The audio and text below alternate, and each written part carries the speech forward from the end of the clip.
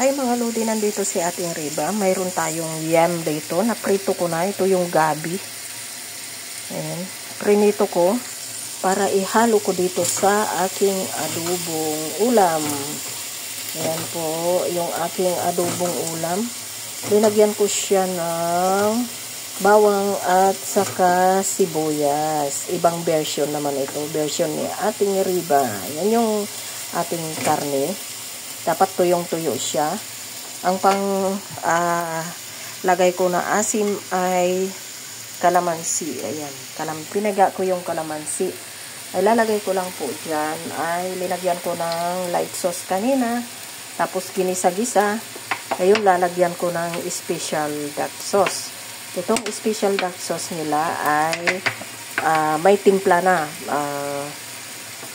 May timpla na siya na sweet and dark sauce.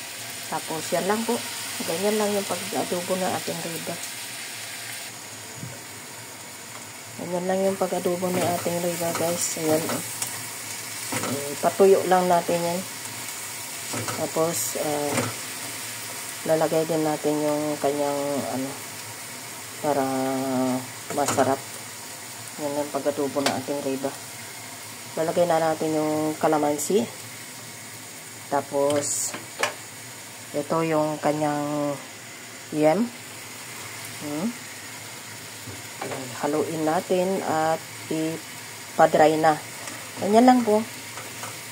Kasi naigisa ko na una yung karne. At huwag tayong halo ng halo. Baka madurog yung kanyang yam. Gabi sa atin. Taro ang tawag nilang iba. Yes, guys.